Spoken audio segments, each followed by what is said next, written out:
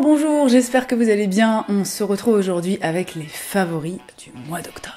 Je commence tout de suite avec un truc, alors qui n'est pas vraiment un favori, mais je saisis une occasion en fait qui se présente à moi. Je vous ai posté il y a maintenant 2 semaines mon tatou tour, c'est-à-dire le tour de tous les tatouages qui se trouvent sur mon corps. Si vous ne l'avez pas vu, petit i, barre d'infos.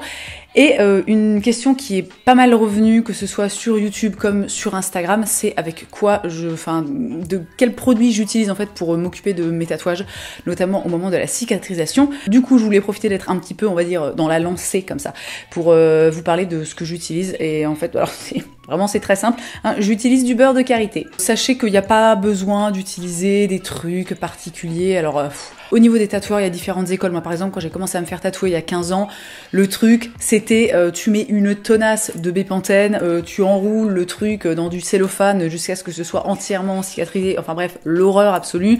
Là, aujourd'hui, voilà, il y a des tatoueurs qui vont conseiller ce qu'on appelle des cicatrisations à sec, c'est-à-dire que tu ne mets absolument rien sur ta peau et tu la laisses un petit peu se dépatouiller toute seule. Il y en a qui vont conseiller de l'huile de coco, du beurre de karité, etc. Enfin bref, chacun fait un petit peu comme il veut. Moi, dans tous les cas, j'utilise du beurre de karité depuis maintenant des années. En plus, c'est un produit qui est simple, qui coûte pas cher. J'utilise celui de chez Cattier et bon, écoutez, moi je suis très satisfaite. Après, on en trouve chez plein d'autres marques, tout ça.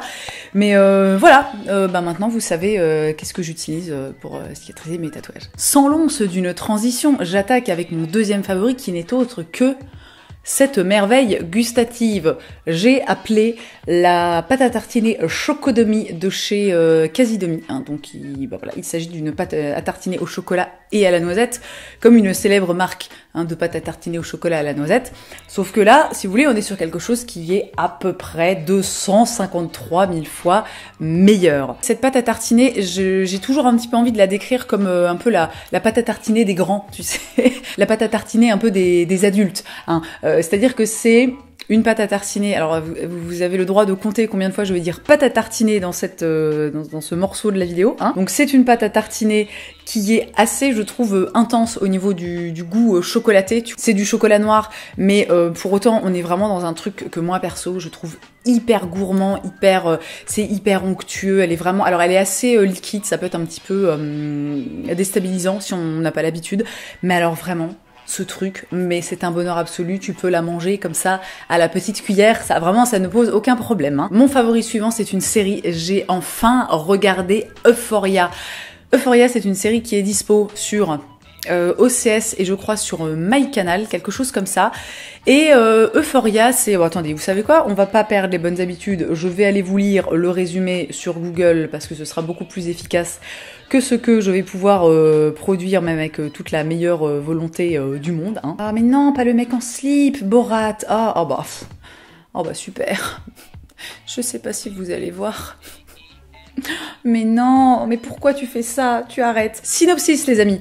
À 17 ans, Rue Bennett, fraîchement sortie de désintox, cherche à donner un sens à son existence. Elle se lie très vite à Jules Vaughan, une fille trans récemment arrivée en ville après le divorce de ses parents. Dans leur sillage gravite Nate Jacobs, un sportif dont les problèmes de colère masquent des complexes sexuels, Maddie Perez, la petite amie de Nate, Chris McKay, star de l'équipe de football qui peine à suivre les cours, Casey Howard, dont le passif sexuel continue de la poursuivre, blablabla. C'est donc, c'est indiqué sur Allociné, un teen drama. C'est une série vraiment où on suit des adolescents. Et notamment ce personnage principal de Rue Bennett qui est incarné par Zendaya. Alors est-ce qu'on parle de Zendaya ou pas je ne sais pas. Bon, on va pas s'étaler 600 ans sur la question, mais voilà. Alors je vous le dis tout de suite, c'est une série qui, de par son histoire, ne m'a pas transcendée dans le sens où vraiment on est chez des ados de 17 ans qui ont une vie d'ado somme toute assez classique. Bon alors tous les ados ne vont pas en désintox et des choses comme ça, mais des ados qui ont des questionnements finalement d'ados. Enfin y a pas de trucs, si tu veux, au niveau du scénario, il se passe pas des trucs absolument incroyables dans cette série. Mais alors première chose vraiment qui m'a marquée et qui fait que j'ai adoré cette série, l'esthétique. L'esthétique de cette série, la réalisation, la photographie, moi je trouve que c'est vraiment des qualités principales de cette série, c'est qu'elle est d'une beauté incroyable. Le storytelling aussi, la façon dont tout est raconté est absolument fou. Donc ça pour moi c'est vraiment un énorme point fort de cette série.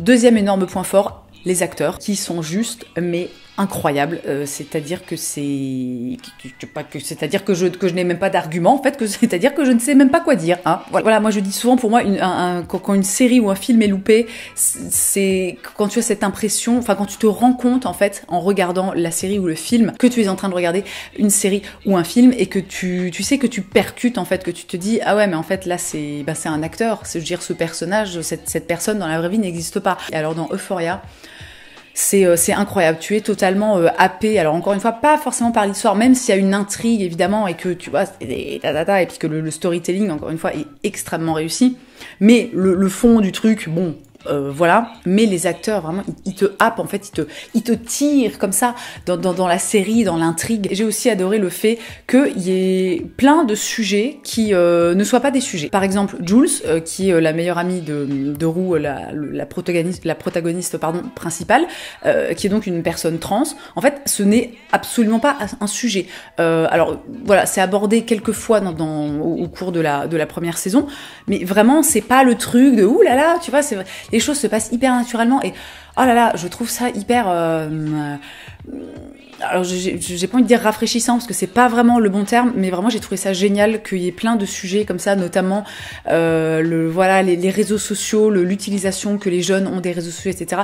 C'est vraiment pas des sujets à proprement parler dans la série et bon bref, voilà, je suis en train de m'étaler sur la question, pardon, mais cette série est vraiment top. Si vous cherchez une chouette série à regarder avec d'excellents acteurs, avec aussi encore une fois une esthétique absolument fabuleuse, je vous conseille Euphoria. Ça vaut vraiment le coup de sortir de Netflix pour aller regarder autre chose. Toujours dans la catégorie on va dire culture, hein, je voulais vous parler du podcast qui s'intitule Mourir moins con. Mourir moins con, c'est un podcast qui est vraiment top, c'est-à-dire que chaque épisode répond à une question de type. Attendez, bon, parce qu'encore une fois, hein, on se souvient de rien dans la globalité. Voilà, je vais vous lire un petit peu les derniers. Qui a inventé l'épargne? Pourquoi Google s'appelle Google? D'où vient l'expression couvre-feu? Pourquoi les Anglais roulent-ils à gauche? Comment l'Allemagne nazie a créé le Fanta? Alors j'ai un petit peu de retard sur les épisodes. Alors là, je suis extrêmement curieuse de savoir comment l'Allemagne nazie a créé le Fanta. Non mais voyez un petit peu où j'en suis dans ma vie, les gars. Voilà, c'est le genre de choses, moi, je suis là, ouh, ouais, trop bien. Vous avez compris l'idée générale, c'est-à-dire que c'est une question et les épisodes sont très très courts, ils font entre 2 et 5 minutes. C'est hyper cool, en plus c'est très, je sais pas, la façon dont c'est raconté, je trouve ça assez drôle et c'est un podcast que je trouve trop bien quand on a genre 5 minutes comme ça et qu'on a envie de se faire je sais pas, un petit shoot de culture générale. Vraiment, ce podcast est top. Je vous laisse le lien dans la barre d'infos, mais il est disponible, je n'en doute pas, sur toutes les bonnes plateformes de podcast. Côté beauté, je voulais vous parler de ceci, le spray All Nighter de Urban Decay, qui est un make-up setting spray, autrement dit un spray fixateur de maquillage que c'est censé faire tenir ton maquillage jusqu'à 16 heures. Alors moi, en règle générale, que mon maquillage ne tienne pas très bien, je m'en fous. Mais toi-même tu sais, hein, le masque, tu sais, le fait que t'as un peu de la chaleur qui remonte comme ça. Et t'as remarqué, ça fait un peu baver tous les mascaras. Alors quand ils sont pas waterproof, c'est un peu relou parce que vraiment t'enlèves ton masque et t'es là, non mais c'est panda quoi. Et alors l'état du masque quand tu l'as mis et que t'avais mis du fond de teint ou du bronzer ou tes trucs.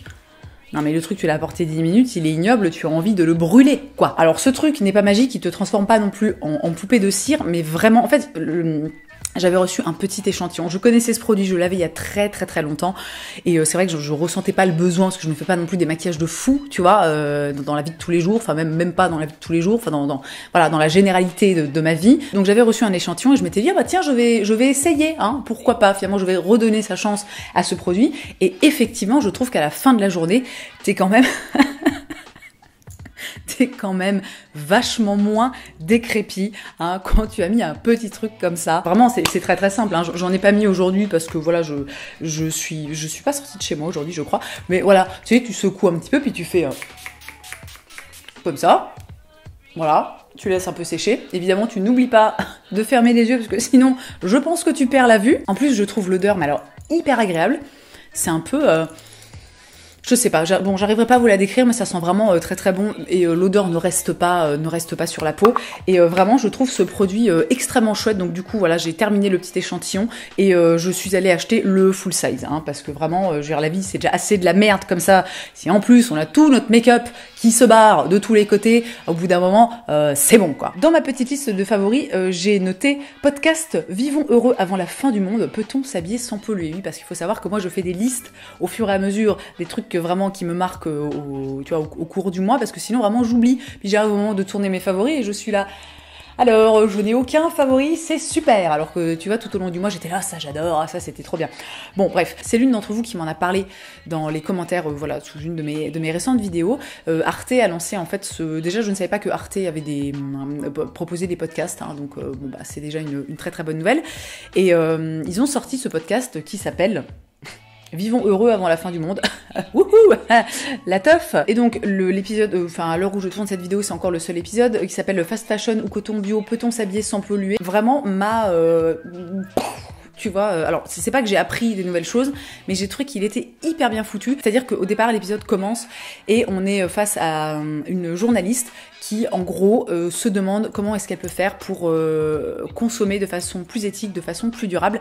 Et elle va comme ça tout au long de l'épisode essayer de mettre des choses en place, se tourner vers différentes solutions et à chaque fois un petit peu, si vous voulez, se heurter à des murs. Elle va aussi à la rencontre de pas mal de spécialistes divers et variés. Il y a notamment Julia Ford de chez Loom, qui est vraiment une nana que j'adore. Je vous mets quelques podcasts dans la barre d'infos où Julia est interviewée, parce que vraiment cette nana est extrêmement inspirante et Loom, c'est une marque que j'adore parce qu'ils ont une démarche qui est hyper transparente, qui est hyper honnête, et c'est une des seules marques que je connais, d'ailleurs je crois même que c'est la seule marque que je connaisse plus exactement, qui prône en fait la baisse de production. Enfin bref, c'est pas le sujet, en plus j'ai déjà parlé de fast fashion dans ma vidéo de la semaine dernière. Si vous ne l'avez pas vu, je vous invite à la regarder, petit barre d'infos, tout ça. Et donc vraiment cet épisode est absolument merveilleux parce que on est sur quelque chose, moi, sur un concept en fait qui me parle beaucoup, c'est-à-dire qu'on n'est pas dans un truc ultra fermé où voilà, il faut acheter que du coton bio, ou il faut acheter que Made in France, tu vois. C'est vraiment c'est encore une fois un petit peu ce que je dis dans la vidéo que j'ai postée la semaine dernière, à savoir que rien n'est simple, tout est compliqué, ce n'est pas binaire, il n'y a pas de solution miracle, et vraiment ce podcast est génial. Je vous invite, il est pas très long en plus, je crois qu'il fait dans les 35 minutes, donc ça s'écoute vraiment voilà, très rapidement, très facilement, c'est hyper bien réalisé, si je puis dire. Donc vraiment, allez jeter, si c'est un sujet qui vous intéresse, allez jeter une oreille à ce podcast parce qu'il est top. Et je termine ces favoris avec un masque pour dormir. Alors ça les gars, je suis le genre de personne, tu vois, quand je dors, il faudrait limite me mettre dans un caisson, dans un cercueil en fait, un cercueil insonorisé. C'est un peu glauque dit comme ça, mais c'est parce que je pensais aux vampires, tu sais, qui dorment dans des cercueils comme ça, ou dans des tombes. Ouais, bon, je suis en train de m'enfoncer, pardon. Bref, ces explications extrêmement malaisantes pour dire que moi, quand je dors, j'ai besoin de silence et j'ai besoin de noir. Donc ça fait presque 20 ans, oh la vache, ça fait presque 20 ans que je dors avec des boules caisses, et plus ça va et moins je supporte les sources de lumière en fait quand je dors. Et j'avais depuis des années un vieux masque, alors qu'il était très beau à la base, c'est un masque que j'avais acheté chez Love Stories Intimates, qui est une marque de lingerie néerlandaise, qui est hyper cool d'ailleurs, soit dit en passant. Mais alors le truc était dans un état, mais oh là là, l'élastique était tout détendu, vraiment il était en train de se, tu vois, de limite de se désintégrer, hein, j'ai envie de dire. Donc je me suis dit, qu'à cela ne tienne, je vais m'offrir un vrai beau masque, tu vois. Et alors, j'ai acheté celui-ci. La marque c'est Sleep. Ah putain, ils sont cons. Ah les cons. Ah bah oui, bah c'est drôle. Non bah oui, c'est Sleep parce que, enfin tu sais, sleep, hein. Puis ben moi ça me fait penser au slip, genre la culotte, donc forcément je ris car j'ai un humour de merde. Bon bref, c'est une marque, je sais pas si c'est anglais ou américain, mais toujours est-il que c'est pas français. Et alors c'est un masque en satin. Et alors, non mais c'est un bonheur incommensurable. Déjà l'élastique, vous voyez, est bien large et il tient très très bien. C'est-à-dire que vraiment tu le mets en place, le truc ne bouge plus. La matière est donc hyper douce, tu vois, c'est oh là là, c'est tout doux sur le visage, sur les yeux, là vraiment c'est un bonheur. Et en plus de ça, il est un peu épais, rembourré. Alors vraiment, tu mets ça, mais c'est tu passes les meilleures nuits de ta vie. Je l'ai payé un peu cher, il me semble, je crois qu'il coûtait dans les 50 € ou quelque chose comme ça, donc c'est un gros investissement. Mais alors moi, si vous voulez, pour mon sommeil, je suis prête à tous les investissements, hein, vraiment. Je vous rappelle que j'ai passé quasiment 2 ans sans dormir, hein, donc à un moment, là vraiment, là en ce moment, je suis en train un petit peu de rattraper, tu vois, de rattraper un peu le retard. Je commence à être un petit peu plus en forme, donc vraiment, tu sais, j'y vais à fond, je mets tous les moyens, tous les moyens possibles et imaginables, hein, pour bien dormir la nuit. Et vraiment, ce masque est top. Je voulais vous en parler parce que je sais, je ne suis pas la seule en fait à dormir avec ce genre de choses, donc voilà, j'ai fait le tour de ces favoris. Comme d'habitude, j'espère qu'ils vous auront plu. Si c'est le cas, n'hésitez pas à me laisser des petits pouces en l'air parce que ça me fait grandement plaisir et ça me fait chaud au cœur. N'hésitez pas aussi à vous abonner car c'est gratuit et comme ça, avec un peu de chance, si l'algorithme YouTube est d'accord, vous ne louperez aucune de mes vidéos. Et si vraiment vous ne voulez rien louper, vous pouvez me suivre sur Instagram. Et sachez qu'à chaque fois que je sors une vidéo, je fais des petites stories pour dire « Wouhou, j'ai sorti une vidéo !» Voilà. J'ai bu un café après le repas. C'est pour ça que je suis un peu wouhou. Bref, sur ces bonnes paroles, je vous souhaite une très belle journée. Je vous embrasse et je vous dis à la prochaine.